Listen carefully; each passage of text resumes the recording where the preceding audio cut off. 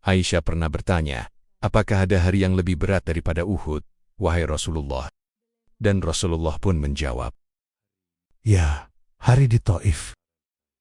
pemirsa yang budiman, Nabi Muhammad SAW telah menyampaikan kepada istrinya, Aisyah binti Abu Bakar, bahwa hari yang paling berat yang pernah dialaminya adalah hari Aqabah atau peristiwa di Taif. Hadis tentang peristiwa ini diriwayatkan oleh Bukhari dan Muslim. Dalam hadis tersebut diceritakan bahwa Nabi Muhammad telah mengalami berbagai gangguan dari kaumnya sendiri. Dan menurut pengakuan Nabi Muhammad, yang paling berat yang dialami beliau adalah pada hari Aqabah, peristiwa di Taif. Bahkan lebih berat daripada kekalahan dan luka di Uhud. Kenapa menurut Rasulullah peristiwa ini jauh lebih berat? Yuk, simak bagaimana ceritanya Nabi Muhammad pergi ke negeri Taif. Setelah bertahun-tahun berdakwah di Makkah, tekanan dan gangguan kepada Nabi Muhammad semakin berat. Terlebih setelah meninggalnya dua orang yang paling dicintainya dan sekaligus pelindung beliau, yaitu pamannya Abu Thalib dan istri tercinta Khadijah binti Khawailid. Tahun itu dikenal sebagai tahun Amul Husni, tahun kesedihan. Dalam keadaan sedih itu, dan gangguan yang semakin ganas dari suku Quraisy, Nabi Muhammad pergi ke kota Taif dan tidak memberitahukan kepada siapapun. Nabi berharap akan mendapatkan suaka dari suku Sakif di Taif dan sekaligus menyampaikan dakwah Islam kepada kabilah-kabilah dengan harapan dapat diterima dengan hati yang terbuka.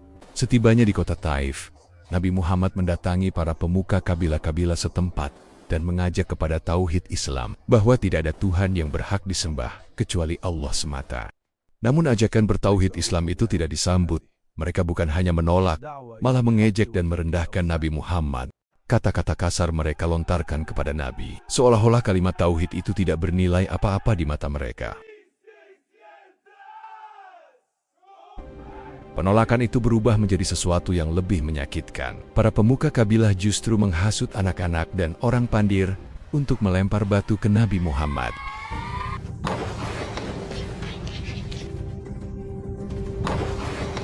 Batu-batu itu melukai tubuh Rasulullah, sehingga darah mengalir dari kaki beliau.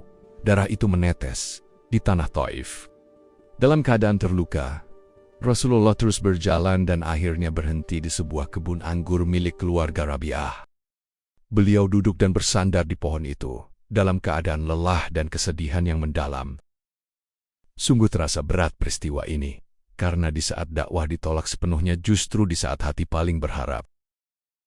Setelah agak tenang, Nabi Muhammad menengadahkan kepalanya ke atas, mengangkat kedua telapak tangannya, lalu beliau hanyut dalam doa. Beliau berdoa kepada Allah Subhanahu wa Ta'ala. Doa ini kemudian dikenal dengan sebutan doa Taif, yang berisikan pengaduan yang sangat mengharukan.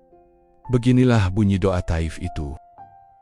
Ya Allah, kepadamu aku mengadukan kelemahanku, kurangnya kemampuanku, dan hinanya aku di hadapan manusia. Oh Tuhan yang Maha Pengasih, Maha Penyayang, Engkaulah yang melindungi yang lemah, Engkaulah pelindungku. Ya Allah, kepada siapakah hendak Engkau serahkan nasibku? Kepada orang yang jauhkah yang berwajah muram kepadaku? Atau kepada musuh yang akan menguasai diriku? Ya Allah, asalkan Engkau tidak murka kepadaku, aku tidak peduli. Sebab sungguh luas kenikmatan yang Engkau berikan kepadaku. Aku berlindung kepada nur wajah-Mu yang menyinari kegelapan. Engkaulah yang berhak menegurku hingga berkenan kepadamu, dan tiada daya upaya selain Engkau. Lalu Rasulullah melanjutkan kisahnya di Taif kepada Aisyah.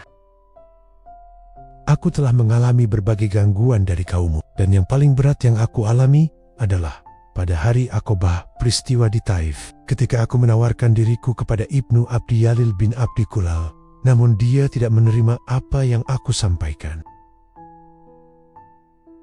Aku pun pergi dalam keadaan sedih dan tidak sadar kecuali aku telah sampai di Qarnat Salib. Lalu aku mengangkat kepalaku, ternyata aku melihat awan yang menaungiku. Aku melihat di dalamnya ada Jibril.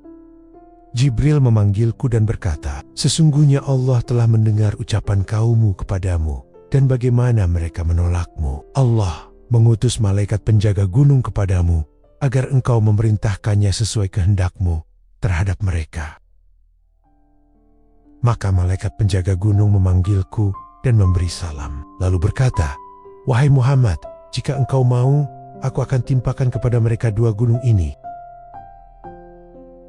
Tidak, aku berharap semoga Allah mengeluarkan dari keturunan mereka orang-orang yang akan menyembah Allah semata dan tidak menyekutukannya. Saat dibalas dengan kebencian, beliau memilih rahmat. Demikian kisah Taif ini, semoga dengan mengenal kisah dakwah Nabi, dapat membuat kita lebih mencintai beliau. Sallallahu ala Muhammad sallallahu alaihi wasallam.